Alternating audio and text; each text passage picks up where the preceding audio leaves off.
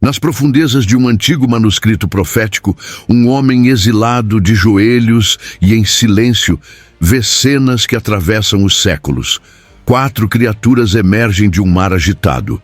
Um tribunal celestial se forma em pleno ar, e uma figura envolta em glória recebe um domínio que jamais passará. O que parecia delírio passou a ser temido pelos reis, estudado pelos sábios e ignorado por muitos. Mas os símbolos continuam ali, esperando serem decifrados.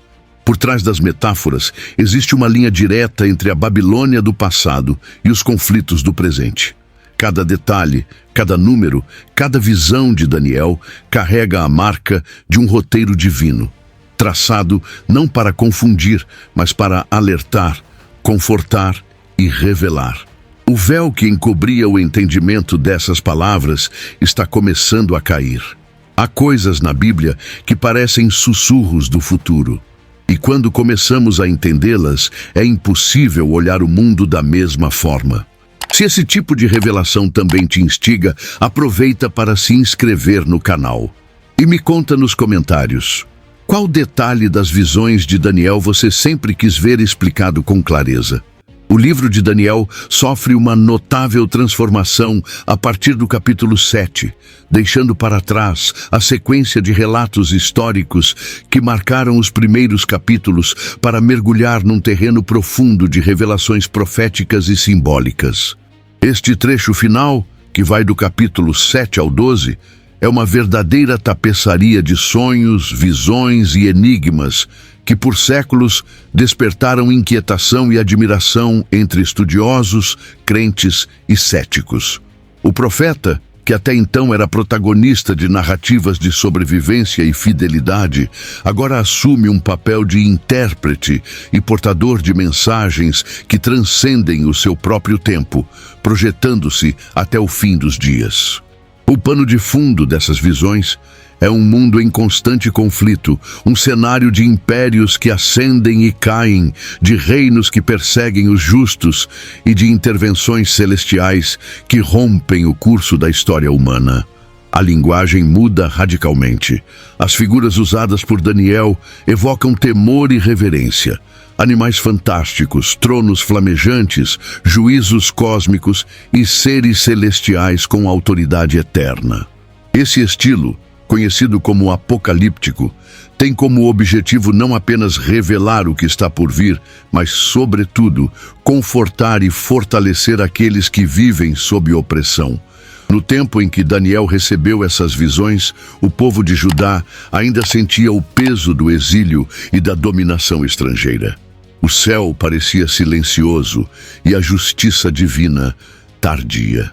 Neste contexto, Deus escolhe revelar a Daniel os eventos futuros como uma forma de reafirmar que nenhuma potência humana está fora de seu controle e que o mal, por mais triunfante que pareça, está com os dias contados. As visões também são respostas diretas às perguntas profundas que o profeta carrega em seu coração. Daniel não é um mero espectador dos acontecimentos, mas alguém que intercede, que se angustia, que jejua, ora e clama por entendimento. Sua postura nos ensina que a revelação divina não é dada ao curioso ou ao vaidoso, mas ao que busca com temor e humildade. Quando Deus começa a desvendar os mistérios, não o faz como quem entrega um enigma para ser decifrado de forma fria e técnica, mas como quem compartilha o coração com um servo fiel. Cada imagem simbólica carrega mais do que uma previsão, traz uma mensagem espiritual embutida, um alerta, um consolo, um chamado à vigilância. Outro aspecto essencial é que essas visões não se limitam a antecipar fatos históricos, mas também projetam realidades espirituais que continuam a se cumprir de formas distintas ao longo do tempo. Daniel vê o surgimento de reinos, o aparecimento de líderes cruéis, a profanação do templo e, ao mesmo tempo, contempla o trono de Deus sendo estabelecido acima de tudo. O profeta não separa o político do espiritual. Para ele, a história humana está entrelaçada com os desígnios do céu. Por isso, sua mensagem permanece atual. O mundo continua sendo palco de tensões entre reinos, mas o Senhor já decretou o fim dessas estruturas corruptas. A vitória final é dele. Com essa base estabelecida, os capítulos seguintes se desdobram como camadas progressivas de um mesmo mistério. Cada visão oferece novas peças ao quebra-cabeça, ampliando o entendimento, mas também aprofundando o senso de urgência espiritual. O que Daniel viu não era apenas para seu tempo, mas para todos aqueles que desejam compreender como Deus conduz a história com justiça, paciência e soberania absoluta.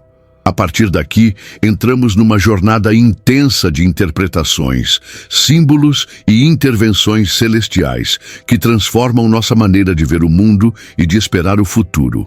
A primeira imagem impactante apresentada no capítulo 7 é a de um mar agitado, fustigado pelos 4 ventos do céu. Essa não é uma escolha aleatória de cenário. No imaginário bíblico, o mar muitas vezes simboliza o caos, as forças desordenadas que desafiam a harmonia estabelecida por Deus. O fato de ele estar revolto e sob a ação de ventos que sopram de todas as direções amplia a ideia de confusão e instabilidade mundial. É neste ambiente de turbilhão e tensão que surgem as 4 bestas que representam impérios humanos. A escolha de Daniel por este pano de fundo reforça que os poderes terrenos não emergem de ambientes pacíficos, mas de uma humanidade em conflito, alimentada pela ambição, pela guerra e pela soberania de forças invisíveis. Os 4 ventos não são apenas fenômenos meteorológicos, eles carregam um simbolismo espiritual profundo. Soprar dos 4 cantos da terra sugere uma ação global, abrangente, que envolve todos os povos e nações. Em outras partes da Escritura, como no livro de Zacarias, capítulo 6, os ventos são associados a anjos enviados por Deus para executar juízos. Aqui, a movimentação das águas sob os ventos revela que os reinos humanos, mesmo nascendo do caos, não estão fora do radar do céu. Há uma permissão divina, uma supervisão celestial sobre o surgimento desses impérios, mesmo que aparentemente dominados pelo mal. Isso nos obriga a reavaliar a origem das grandes potências e a reconhecer que o palco da história é regido por propósitos maiores do que apenas estratégias humanas. Ao utilizar o mar e os ventos como início da visão, Daniel também estabelece o tom de alerta para o que será revelado a seguir.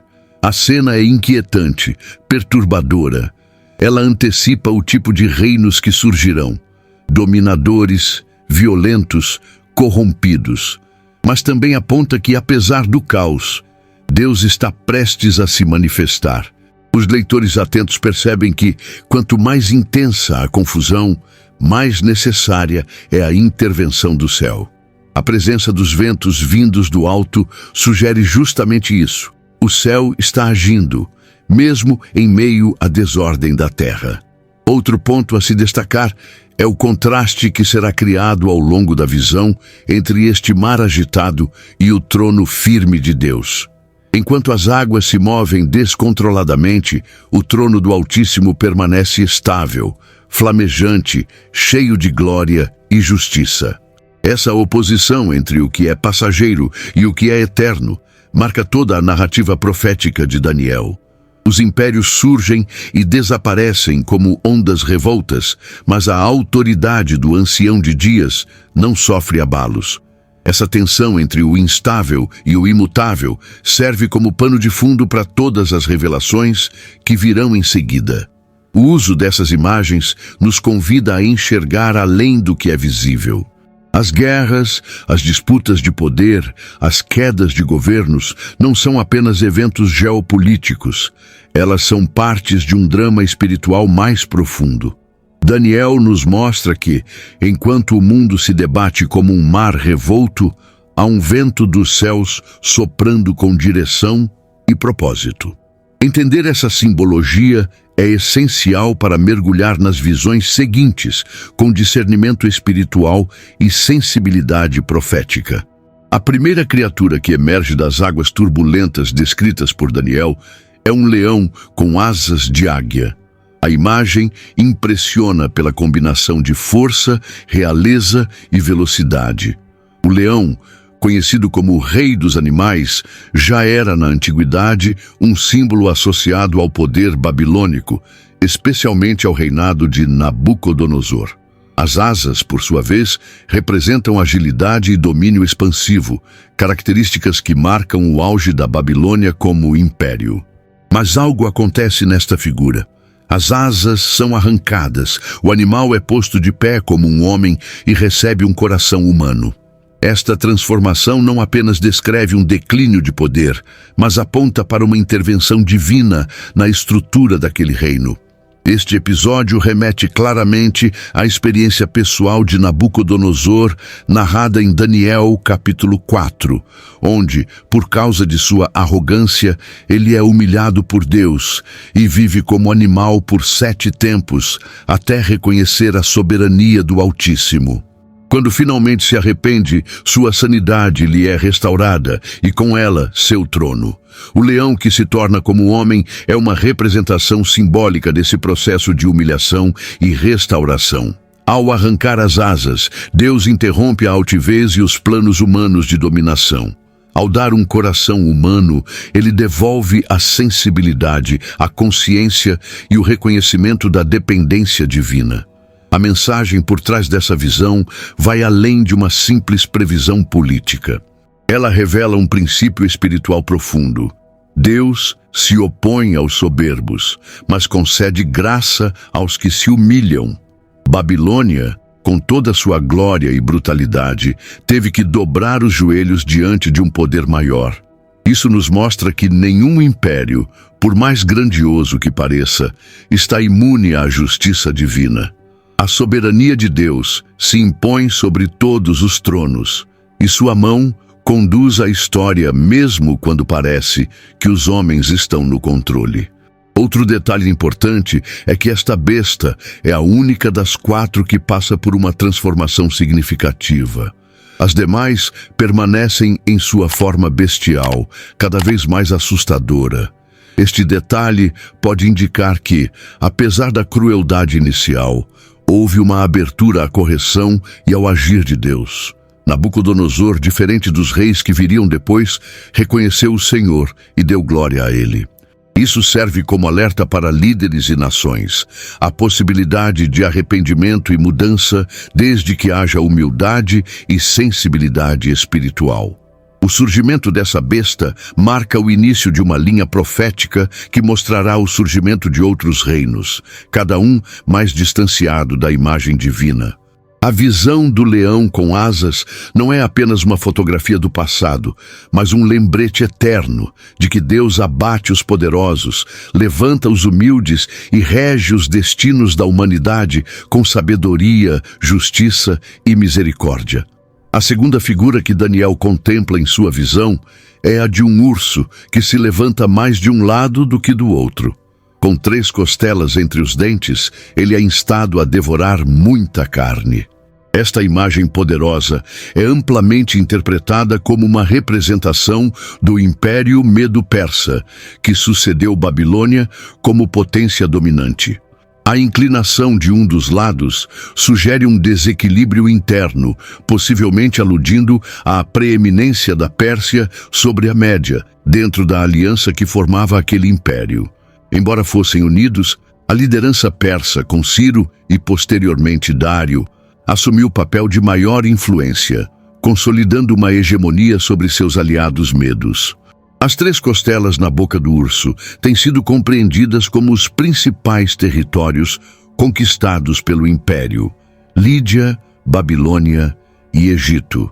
Esses 3 reinos foram subjugados com violência e eficácia, revelando o apetite voraz de conquista que marcou a expansão medo-persa. Daniel capítulo 7 menciona que o urso foi ordenado a levantar-se e devorar muita carne, o que nos revela uma verdade espiritual muitas vezes ignorada. Os impérios humanos, mesmo quando permitidos por Deus, frequentemente agem sob instintos predatórios, movidos pela ganância e sede de dominação.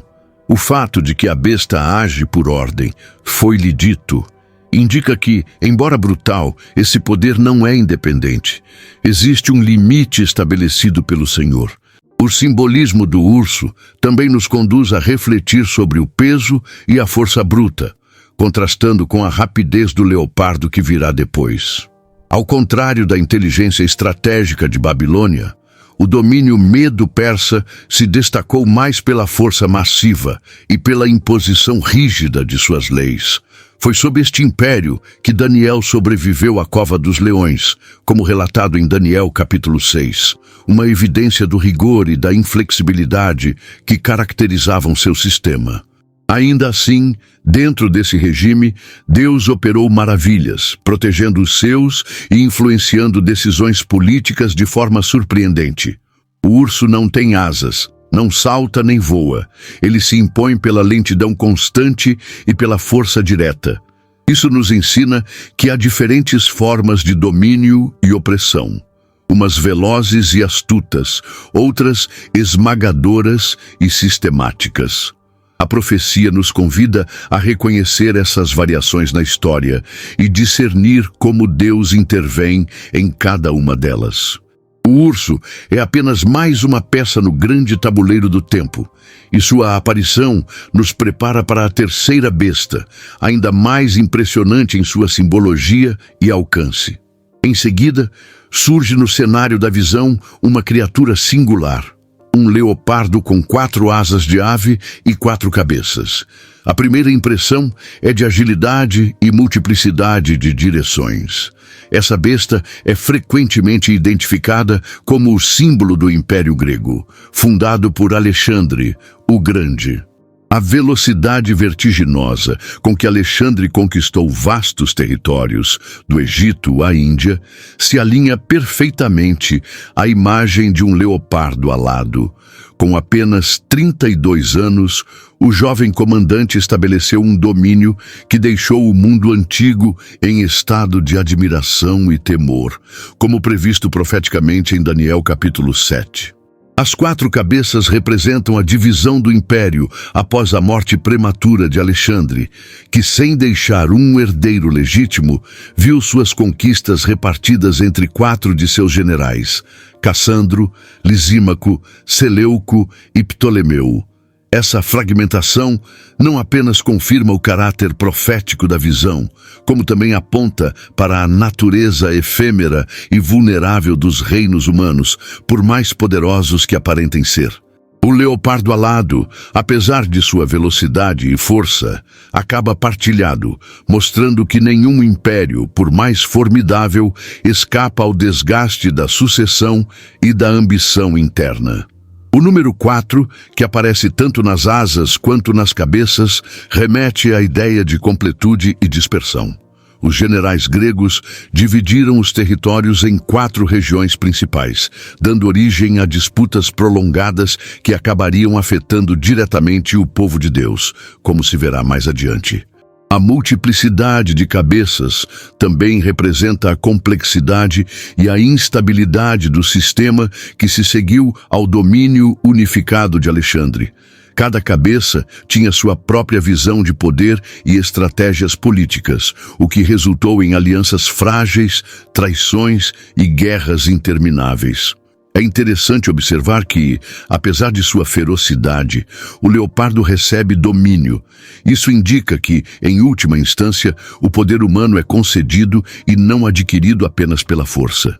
A expressão "foi-lhe dado domínio" reforça a soberania de Deus sobre a história. Ele não apenas permite a ascensão de reinos, mas também decide quando e como eles devem cair.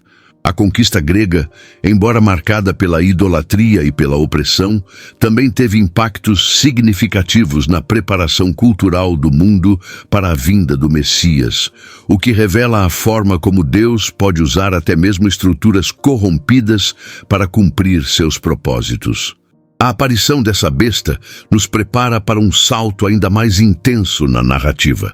O que Daniel verá a seguir ultrapassa o mundo natural e mergulha em um tipo de poder que desafia a própria compreensão humana.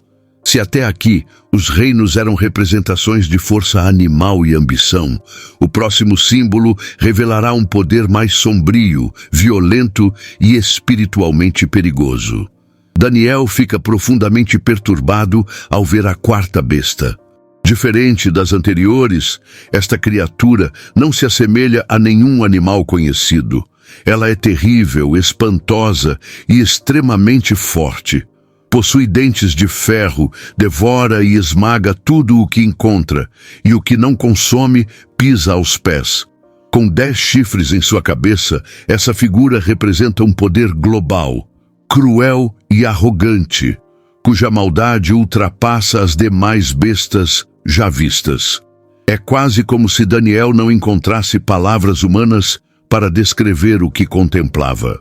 Em Daniel capítulo 7, o profeta confessa seu espanto diante dessa visão, revelando o impacto psicológico e espiritual que ela provocou.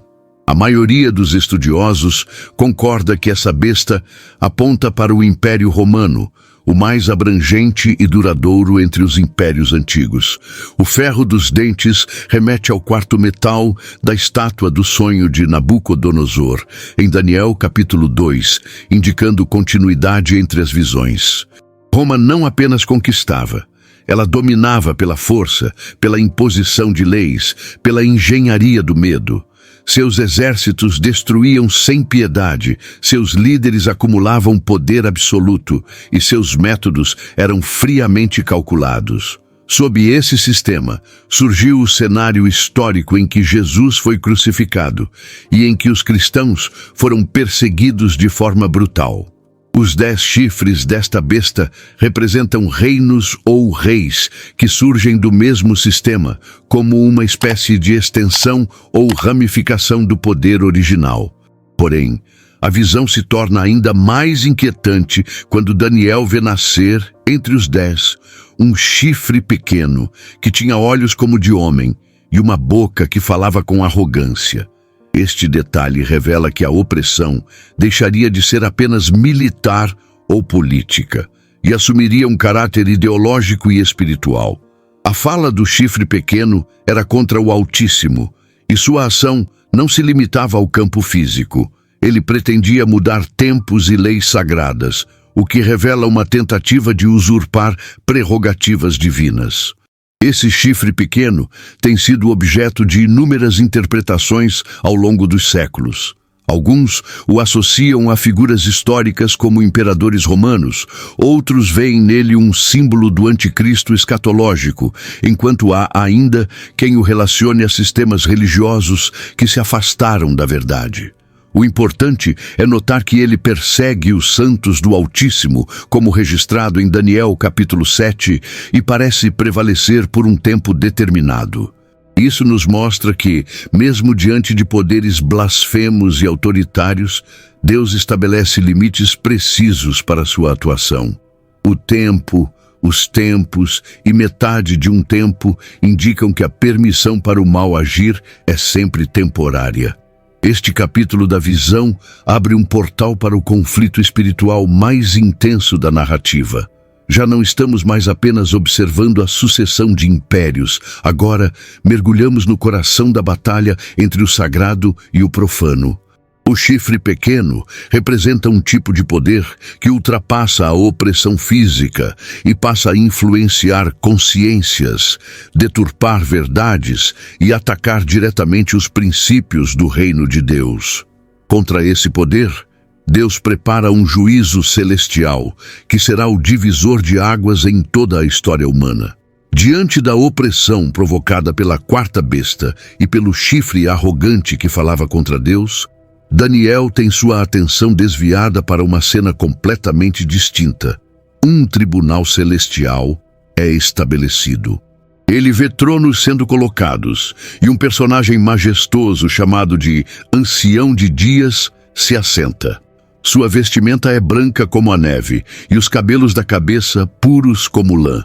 Um trono feito de chamas e rodas de fogo descreve a glória e o julgamento divinos. Esta mudança abrupta de cenário marca um momento decisivo na visão. Agora não é mais o caos da terra que domina a narrativa, mas a ordem e a justiça do céu. Essa imagem impressionante revela o ponto de equilíbrio da profecia. Embora os impérios pareçam triunfar, existe um tribunal que determina o destino de todos eles. O ancião de dias é uma clara representação do próprio Deus em sua eternidade, pureza e soberania absoluta. O fogo que o rodeia não é apenas símbolo de julgamento, mas também de santidade. Este é o Deus que, segundo Hebreus capítulo 12, versículo 29, é fogo consumidor. Sua presença não deixa espaço para corrupção ou falsidade. Diante dele, os livros são abertos, registros perfeitos das ações humanas, uma cena de juízo que revela que nada escapa ao seu conhecimento. Enquanto Daniel contempla essa cena, o chifre ainda fala arrogantemente, mas agora ele é julgado. A besta é morta, seu corpo destruído e entregue às chamas. Isso nos mostra que, por mais feroz que tenha sido o domínio dos reinos terrenos, todos enfrentam o julgamento de Deus. O tribunal celestial não é simbólico apenas. Ele determina o fim dos reinos que perseguem os santos. A vitória do céu se inicia no momento em que Deus se levanta como juiz, revelando que a última palavra sobre a história humana sempre pertencerá ao Criador. Além do julgamento, essa cena nos prepara para a próxima revelação ainda mais gloriosa. Pois, logo após o trono ser estabelecido, uma nova figura entra em cena, carregando uma autoridade eterna e um domínio que jamais será destruído. Mas até aqui o foco está no Deus eterno, que julga com justiça e decide o destino dos poderosos.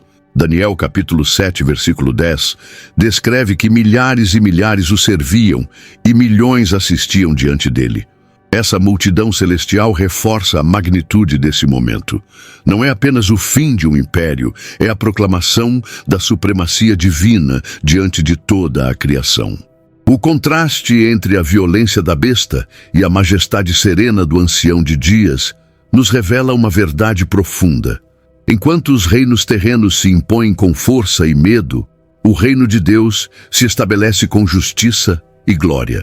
A cena do tribunal não é o fim da história, mas o início do triunfo do céu sobre todas as potências humanas. No ápice da visão, quando o juízo celestial já foi iniciado, Daniel contempla uma figura singular e gloriosa. Alguém como o Filho do Homem, vindo com as nuvens do céu. Essa expressão, carregada de simbolismo, descreve um ser com aparência humana, mas envolto em glória celestial. Ele se aproxima do ancião de dias e recebe domínio, glória e um reino eterno que jamais será destruído. Daniel capítulo 7, versículo 13, registra esse momento como um dos mais exaltados da visão, e sua importância ecoa até o Novo Testamento, onde Jesus frequentemente se refere a si mesmo como o Filho do Homem, assumindo para si essa identidade messiânica. Ao ser trazido diante de Deus e receber autoridade perpétua, este Filho do Homem quebra com o padrão das bestas anteriores. Enquanto elas surgiam do mar, em meio ao caos e à violência, ele vem com as nuvens, símbolo da presença divina, da proteção e do agir de Deus ao longo das Escrituras. Ele não conquista o reino por força, mas o recebe do próprio Deus. Isso estabelece uma distinção fundamental entre o poder humano e o poder celestial. O primeiro se impõe pela guerra, o segundo é conferido por justiça. O domínio entregue ao Filho do Homem não tem fim. Diferente das bestas que aparecem e desaparecem, este reino jamais será destruído. Ele não é limitado por tempo, fronteiras ou circunstâncias políticas.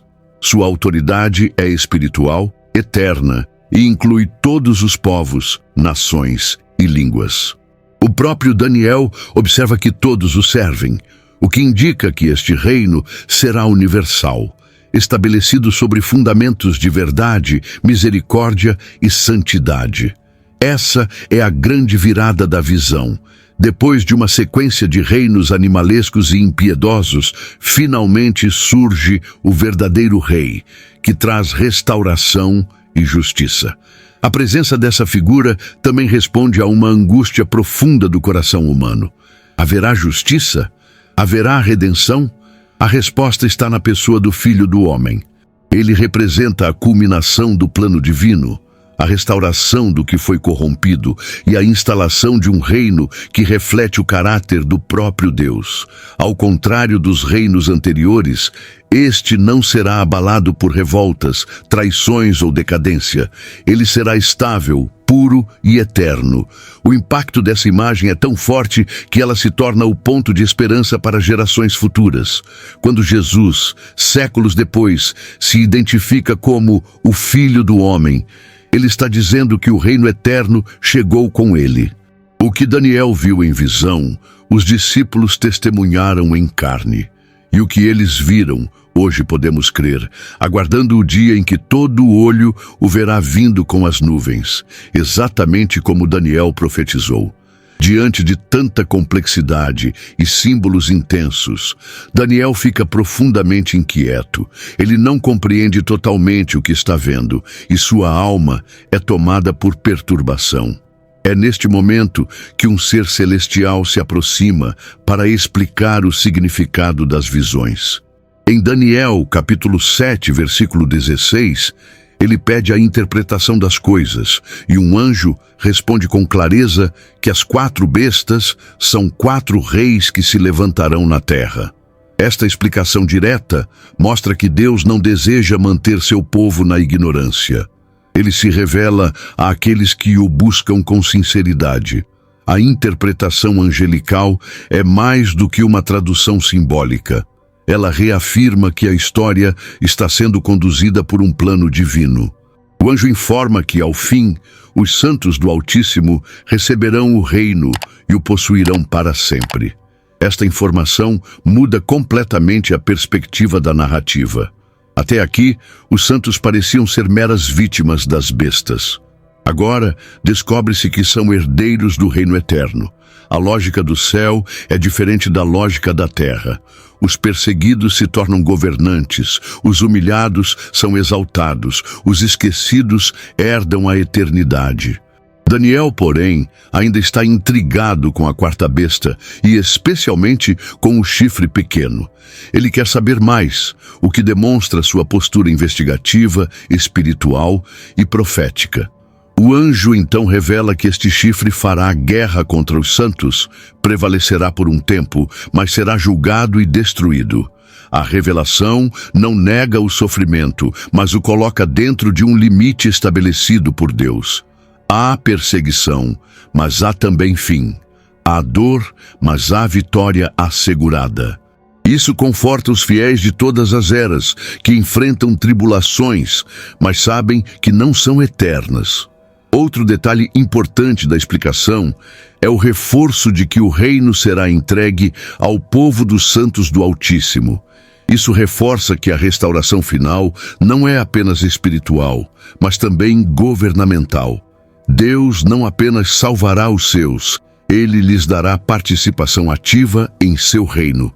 Como ensina Apocalipse, capítulo 20, versículo 4, os que foram fiéis reinarão com Cristo. A promessa feita a Daniel é ampliada pelo Novo Testamento, revelando a continuidade perfeita do plano redentor de Deus. Com a explicação do anjo, a visão se torna mais clara, mas também mais urgente. O tempo é limitado, o mal será julgado e o reino será entregue aos santos. Cabe a cada geração viver com os olhos voltados para esse destino, discernindo os tempos e permanecendo firmes até que o reino venha em sua plenitude.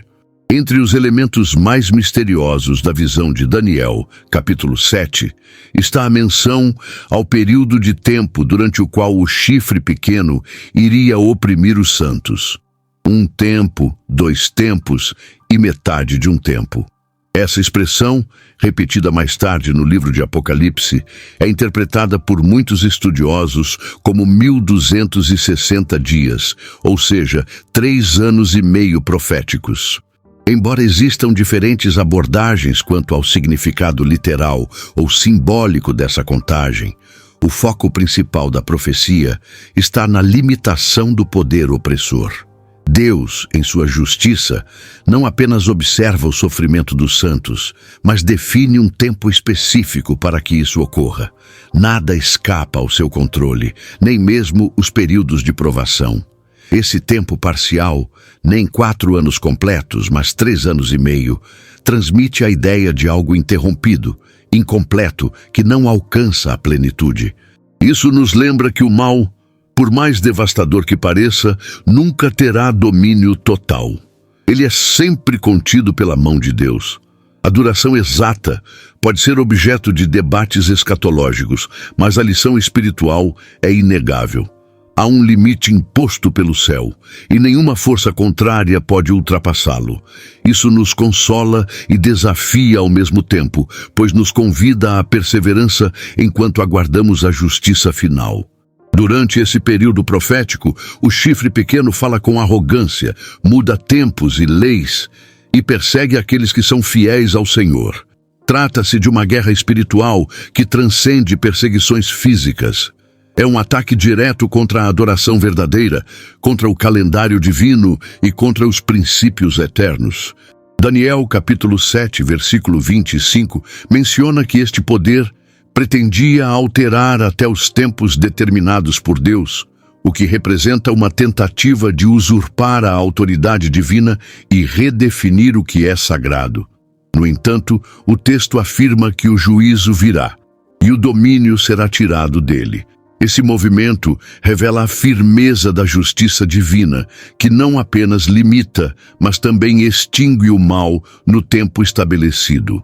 Os santos que antes estavam sob opressão passam a reinar.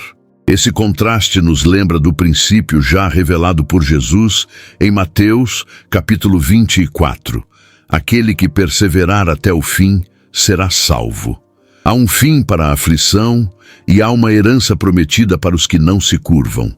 Essa profecia, carregada de tensão, aponta para um clímax espiritual.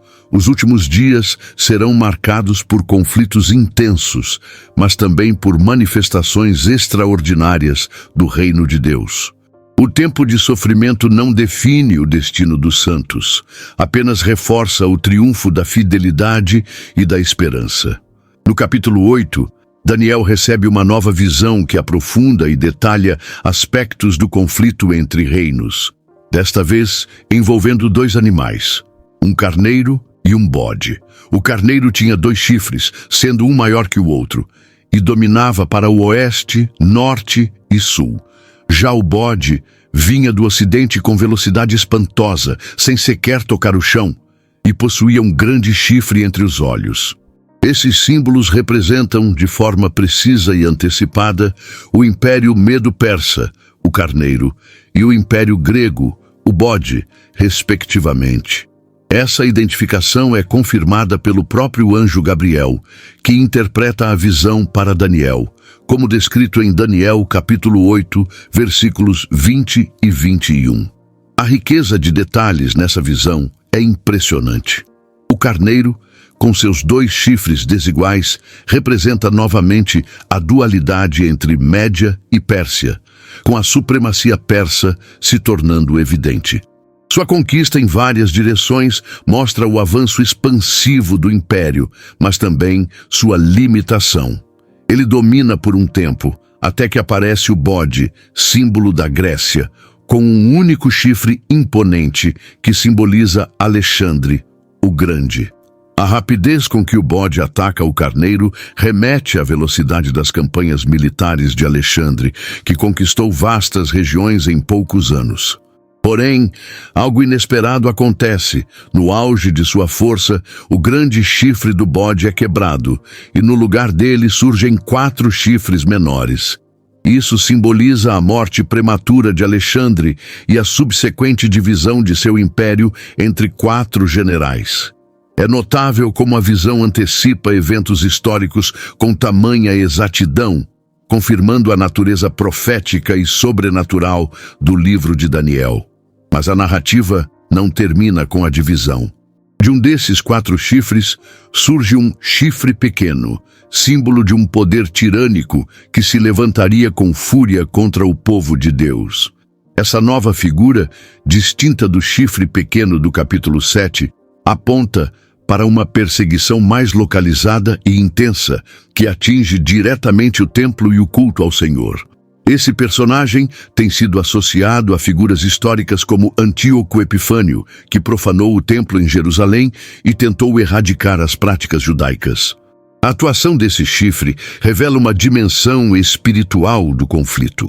O alvo não são apenas os territórios ou os reis humanos, mas o próprio santuário e a fé verdadeira.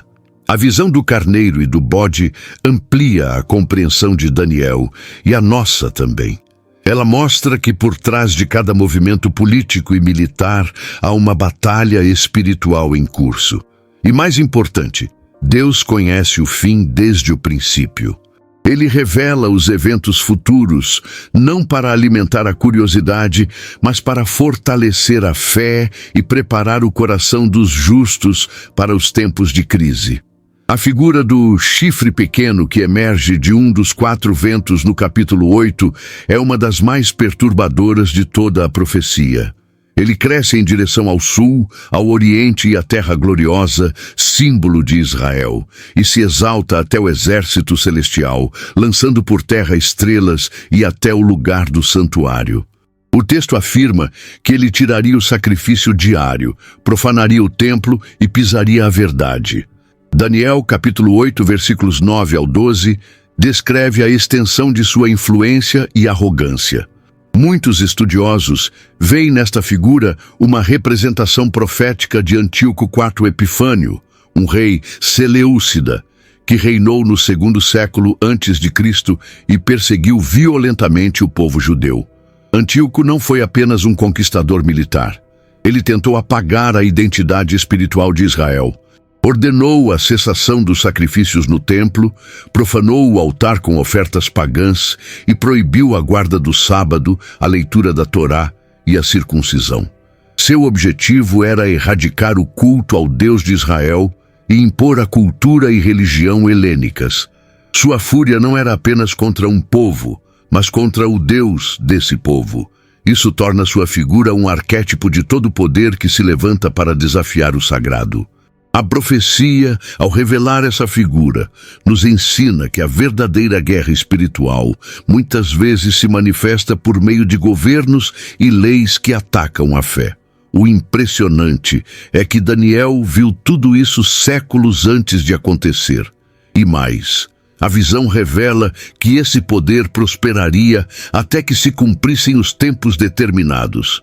Isso significa que, apesar da violência e do aparente sucesso, o mal tem prazo de validade. O fim de Antíoco foi trágico e repentino, como registrado na história. Isso confirma que Deus não apenas antecipa os acontecimentos, mas também intervém na hora certa.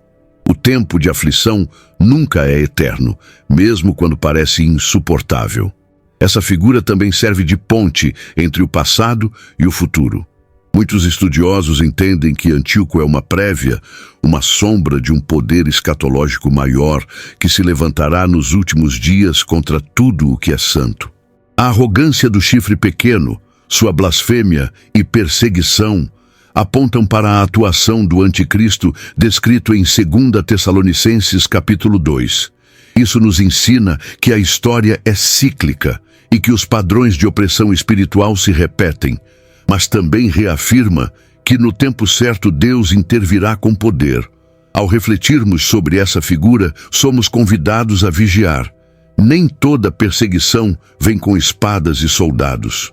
Muitas vezes, ela se apresenta em forma de ideologias, leis e costumes que tentam suprimir a fé. Daniel nos alerta. O chifre pequeno pode surgir novamente, mas o trono de Deus permanece firme. E os que forem fiéis até o fim receberão a coroa da justiça.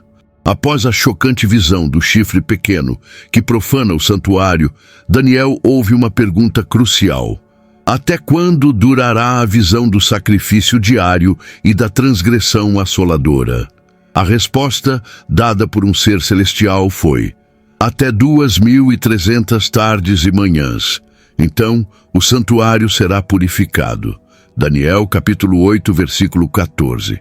Este número tem gerado extensos debates entre estudiosos ao longo dos séculos. Alguns o entendem de forma literal, como dias reais, outros de maneira profética, aplicando o princípio dia-ano, o que estenderia esse período para 2.300 anos. Seja qual for a abordagem, a mensagem central é clara. Deus estabeleceu um tempo preciso para restaurar aquilo que foi corrompido. A expressão tardes e manhãs remete à linguagem do Gênesis, quando o texto fala dos dias da criação. Houve tarde e manhã, o primeiro dia. Também pode estar relacionada ao ciclo dos sacrifícios diários do templo, realizados pela manhã e ao entardecer. Isso reforça o vínculo com o culto e a adoração, indicando que o ataque do chifre pequeno não é apenas físico, mas atinge o coração da comunhão entre Deus e seu povo. A profanação do templo, portanto, não é um simples ato político, é uma tentativa de quebrar a ligação espiritual entre o céu e a terra. A promessa de purificação, no entanto, aponta para a esperança. O santuário será limpo, restaurado, reconsagrado. Essa purificação tem sido interpretada por muitos cristãos como um tipo do juízo investigativo, no qual Deus examina os corações antes da consumação final da história. Outros a entendem como o restabelecimento da verdade e da adoração genuína, após longos períodos de trevas espirituais. Em ambos os casos, a purificação marca o momento em que Deus reverte a obra da opressão e restaura sua presença entre os fiéis. Esse período também tem sido visto por intérpretes como um panorama profético de longa duração, abrangendo eventos desde o fim do cativeiro babilônico até momentos decisivos da história cristã, incluindo a reforma e a redescoberta das verdades esquecidas. A amplitude dessa interpretação revela que Deus vê a história com lentes eternas. Cada etapa é medida, cada momento tem seu propósito e nenhum mal ficará impune. A profecia das 2.300 tardes e manhãs serve como uma bússola escatológica e espiritual. Ela nos ensina que, por mais longa que pareça a espera, Deus não esquece de purificar o que é seu. Quando o tempo designado se cumpre, Ele restaura, justifica e glorifica aquilo que foi ferido. Nada escapa ao seu plano e nenhuma injustiça será perpetuada para sempre. Após a intensa visão do capítulo 8, Daniel se volta para Deus em oração, com jejum, pano de saco e cinzas. Ele entende, pela leitura dos escritos do profeta Jeremias, que o tempo do cativeiro da Babilônia estava se encerrando. Esse momento, registrado em Daniel capítulo 9, revela não apenas o conhecimento profético de Daniel, mas principalmente sua sensibilidade espiritual. Ele não apenas compreende os tempos, mas também intercede com humildade e fervor, reconhecendo os pecados de seu povo e clamando por misericórdia.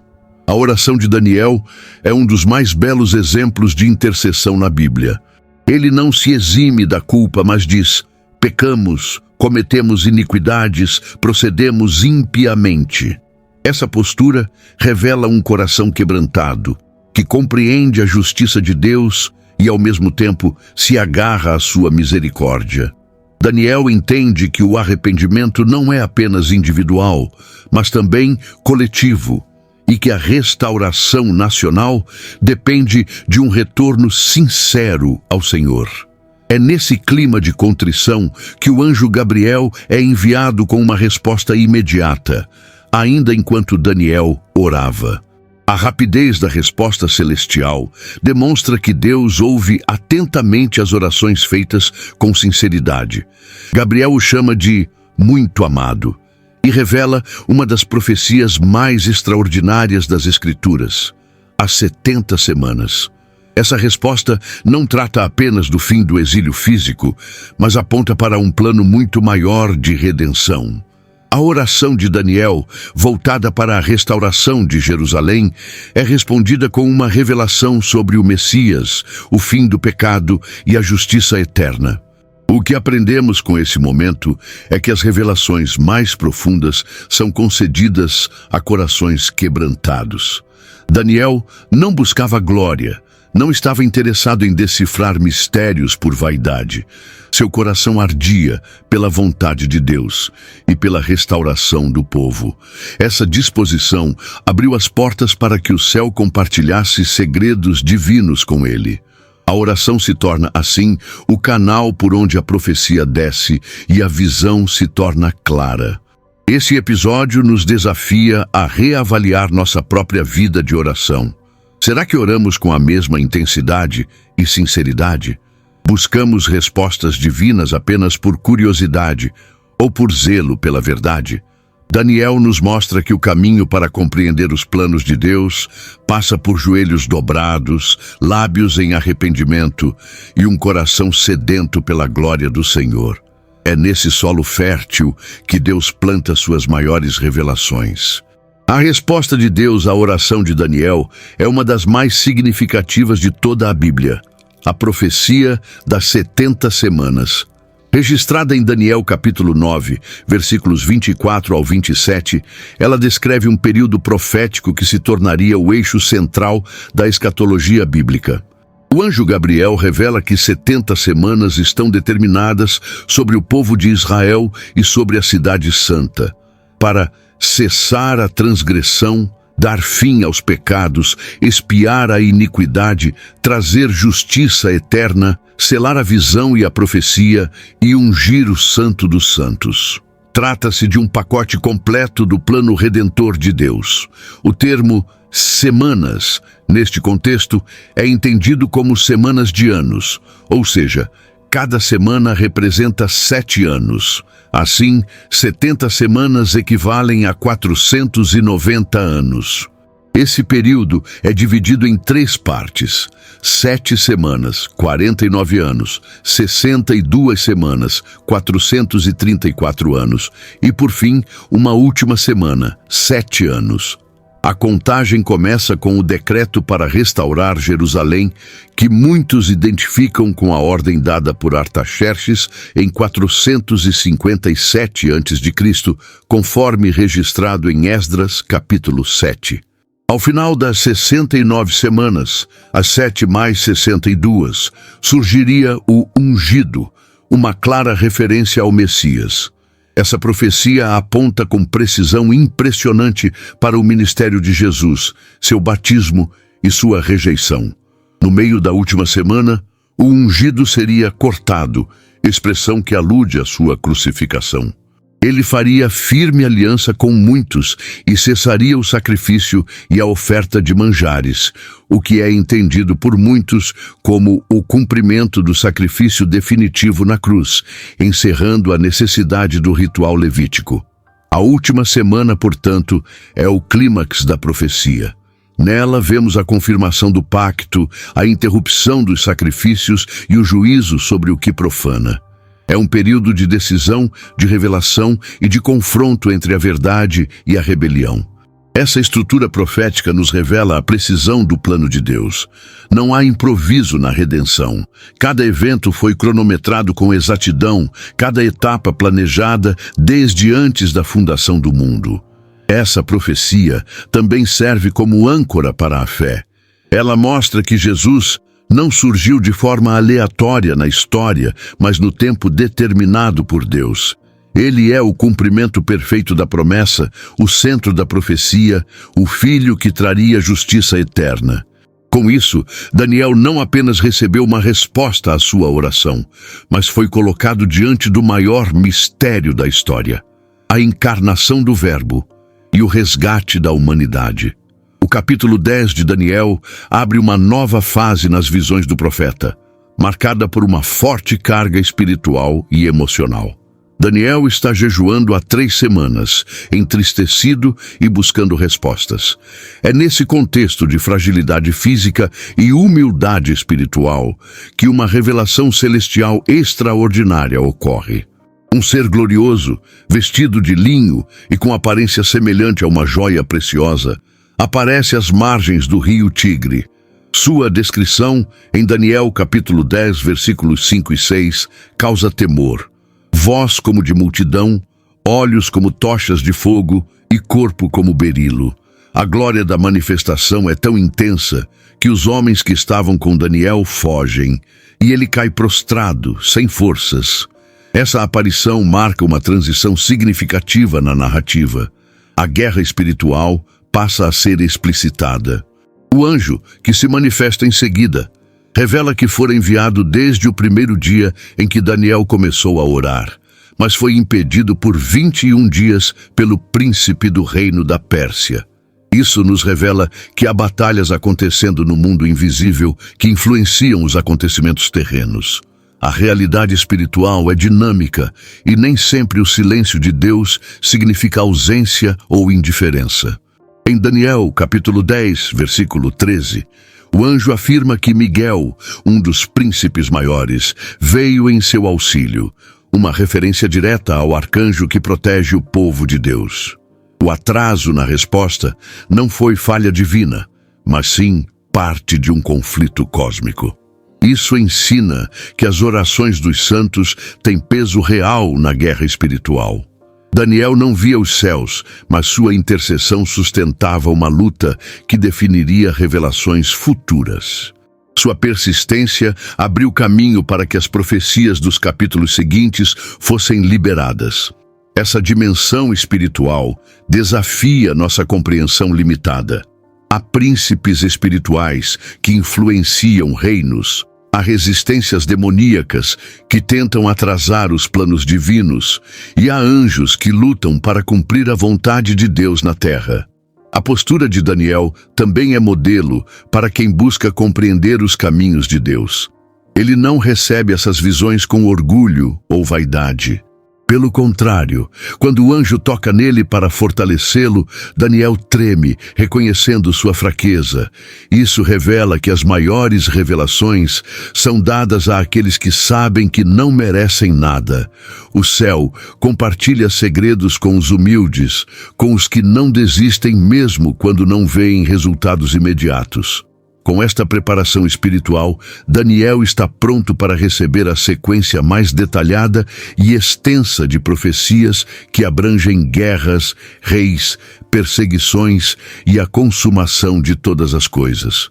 O palco está montado e o céu começa a desvendar o futuro com precisão impressionante. A profecia que se segue nos capítulos 11 e 12 é considerada uma das mais detalhadas e complexas de toda a Bíblia. Ela descreve, em linguagem profética e quase histórica, os conflitos entre 2 poderes principais, o rei do norte e o rei do sul. Esses títulos se referem inicialmente aos descendentes de 2 generais de Alexandre, o Grande, Seleuco, ao norte, Síria, e Ptolomeu, ao sul, Egito.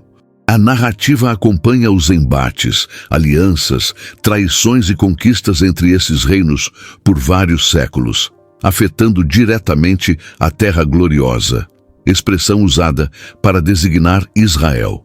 Em Daniel capítulo 11, versículo 16, menciona-se claramente que o destruidor virá contra ela, mostrando que o conflito não era apenas político, mas também espiritual. Cada novo rei representa um novo capítulo da instabilidade humana. As alianças seladas por casamentos, como o de Berenice com Antíoco, terminam em tragédia. As promessas de paz se transformam em guerras sangrentas. As intrigas palacianas geram destruição, e os vencedores de hoje tornam-se os derrotados de amanhã. Tudo isso revela a futilidade dos reinos humanos, que se movem como peças de um tabuleiro, sem perceberem que o tabuleiro pertence a Deus. A profecia se cumpre com exatidão nos registros históricos, o que prova que o Senhor vê o fim desde o princípio. e permite que as nações caminhem, mas sem perder o controle. O texto, porém, vai além da história.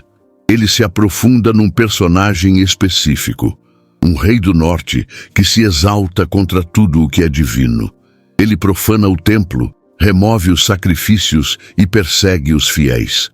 Muitos o associam a Antíoco Epifânio, mas outros veem nele uma figura escatológica, uma sombra do anticristo que se levantará no tempo do fim. Em Daniel capítulo 11, versículo 36, está escrito que esse rei fará conforme a sua vontade, se exaltará e se engrandecerá acima de todo Deus. A arrogância é sua marca e seu fim será repentino. Apesar das guerras e perseguições, a profecia anuncia que os sábios entre o povo instruirão a muitos. Daniel, capítulo 11, versículo 33. Isso revela que mesmo nos tempos de maior trevas, Deus levanta vozes fiéis que não se calam. Eles podem ser perseguidos, mas permanecem firmes. Não se dobram aos sistemas do mundo e sustentam a verdade em meio ao caos. São esses que manterão viva a esperança até que o verdadeiro rei se manifeste.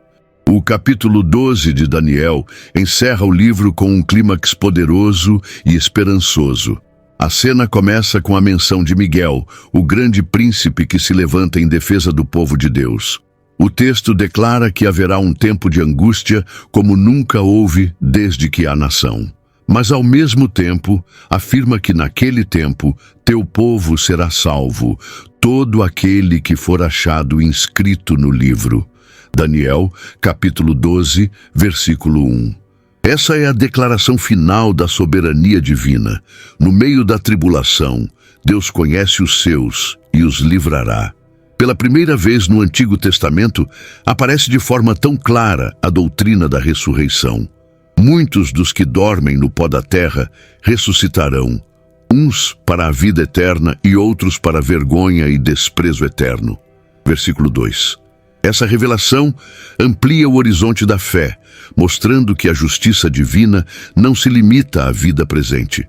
Aqueles que sofreram por amor a Deus serão recompensados com a vida eterna, enquanto os que viveram em rebelião receberão juízo. É a consumação do plano de Deus, a resposta final ao problema do mal. A profecia também destaca a figura dos sábios. Eles resplandecerão como o brilho do firmamento, e os que a muitos conduzirem à justiça serão como estrelas para sempre. Essa imagem é profundamente simbólica. Os sábios, no contexto bíblico, não são apenas intelectuais, mas os que têm discernimento espiritual e vivem com fidelidade. Eles são luz em meio às trevas, guias que apontam para a verdade, mesmo quando tudo ao redor parece ruir. São esses que herdarão a eternidade e brilharão com glória imutável. Daniel, no entanto, recebe instruções específicas: selar o livro até o tempo do fim. Isso sugere que o entendimento completo dessas profecias seria reservado para épocas futuras, quando os eventos estivessem mais próximos de seu cumprimento. Ainda assim, ele é encorajado a seguir em paz, pois suas palavras permaneceriam e ele descansaria até a ressurreição prometida. Versículo 13. É uma mensagem de esperança para todos os tempos. Mesmo quando não compreendemos tudo, podemos confiar em Deus e permanecer fiéis até o fim. Com este encerramento, o livro de Daniel não apenas revela o futuro, mas exalta a fidelidade de Deus em meio à história. Suas visões desafiam, alertam e confortam. O reino virá, os mortos viverão, a justiça triunfará, e os que forem sábios resplandecerão para sempre. Quantas vezes a gente lê essas profecias e sente que ainda há algo escondido, esperando ser entendido? Se hoje alguma peça se encaixou para você, escreva nos comentários o que mais te marcou. Sua voz pode ser resposta para outra alma. E se conhece alguém que ama as Escrituras como você, compartilhe este vídeo e se inscreva para continuar descobrindo o que a Bíblia nunca deixou de revelar.